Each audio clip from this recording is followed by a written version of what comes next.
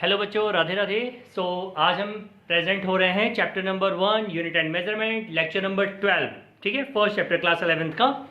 And last lecture में हमने बात करी थी इस चैप्टर में कॉम्बिनेशन ऑफ एरर के केस में एडिशन एंड सब्सट्रैक्शन की। इस सेशन में हम बात करने वाले हैं कॉम्बिनेशन ऑफ एरर का ही केस है, बट जो केस है वो मल्टीप्लीकेशन एंड डिवीजन है। तो चलिए देखते हैं इसको कैसे करना है। तो पहले तो आप टर्म समझो कि टू मल्टीप्लाई और divide quantities with error, relative errors are always added. बच्चों याद है एडिशन एंड सब्सट्रैक्शन के केस में एब्सोल्यूट एरर जो है वो ऐड हो रही थी। यहां पे एब्सोल्यूट एरर नहीं ऐड होगी, यहां पे कौन सी एरर ऐड होगी? Relative errors are always added. यहाँ पे हमने दो एग्जाम्पल लिए हैं, एक मल्टीप्लीकेशन का लिया है और एक डिवीजन का लिया हुआ है। तो सबसे पहले हमने ए की वैल्यू रखी है that is 10 plus minus 0.2 and B की वैल्यू रखी है दैट इज 20 प्लस माइनस 0.4। तो चलिए पहले इसको मल्टीप्लाई करके देखते हैं। हमने ए लिया हुआ है that is A multiplied by B, आपके स्क्रीन पे लेफ्ट साइड में दिख रहा होगा। So let A multiplied by B is equal to C, हमने इसको एज्यूम किया हुआ है। अब यार बच्चों देखो, कंडीशन हमने ऑलरेडी बता रखी है कि relative errors are always added. तो सी की हमने वैल्यू क्या ले ली? दैट इज सी ओरिजिनल यानी C0 plus minus delta C, plus minus delta C. Delta C क्या है आपको पता है ना? That is absolute error. चलिए C0 निकालते हैं यानी सी ओरिजिनल निकालते हैं। तो सिंपल है कि जो आपकी ओरिजिनल वैल्यू है दोनों मल्टीप्लाई हो जाएगी, that is 10 multiplied by 20 and the value is 200। अब यार यहाँ पे एब्सोल्यूट एरर को हमें चेंज करना पड़ेगा रिलेटिव एरर में, और हमने फॉर्मूला पढ़ा हुआ है relative error is equal to क्या होता है formula? That is delta C upon C0। तो plus minus 0.2 upon 10 plus 0.4 upon 20, दोनों को डिवाइड किया, वैल्यू क्या आ गई? That is plus minus 0.02 plus 0.02 two times. Okay, इनको ऐड कर दिया तो डेल्टा सी अपॉन C0 या सी ओरिजिनल की वैल्यू या सी नॉट जो भी आप पढ़ना चाहो उसकी वैल्यू क्या हो जाएगी? That is plus minus 0.04। अब यहां से हम डेल्टा सी फाइंड आउट करेंगे, सी नॉट को हम इस साइड ला करके मल्टीप्लाई कर देंगे।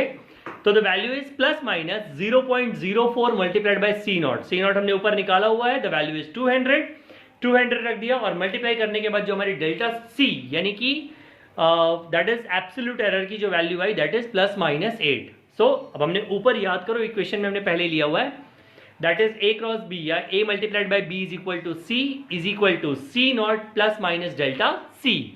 सो सी नॉट की जगह पे हमने सी नॉट की वैल्यू रख दी that is 200 plus minus delta C की वैल्यू हमने अभी निकाली है दैट इज 8 और 8 रख दी, और यहां पे हमने इसको सॉल्व किया A multiplied by B. Got it?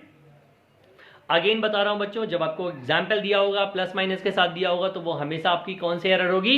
Absolute error होगी। पहले आप उसकी रिलेटिव एरर निकालेंगे, फिर वापस उसको एब्सोल्यूट एरर में कन्वर्ट करके तब आप लिखेंगे। ठीक है, डायरेक्टली पुट ऑन नहीं करना है। Got it?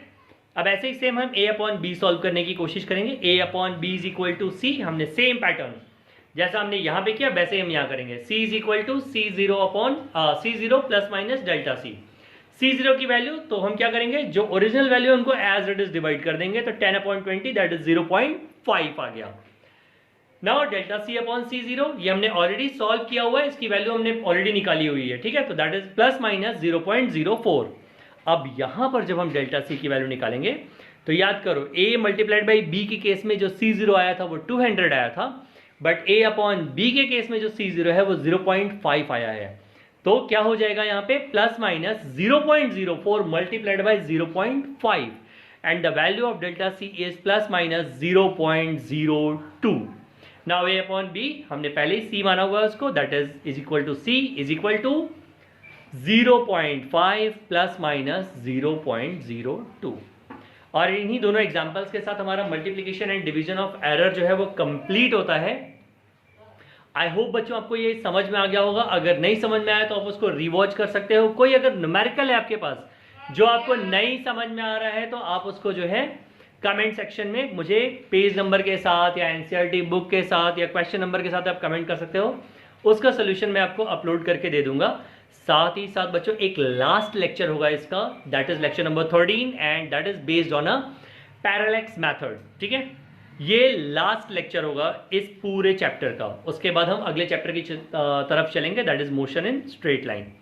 So thank you and please अब सारी की सारी वीडियो सीक्वेंस वाइज देखिए ताकि आपको सारी की सारी वीडियो समझ में आए। और अगर आपको वीडियो अच्छी लग रही है तो प्लीज़ लाइक करो, शेयर करो, सब्सक्राइब करो। थैंक यू बच्चों, राधे राधे।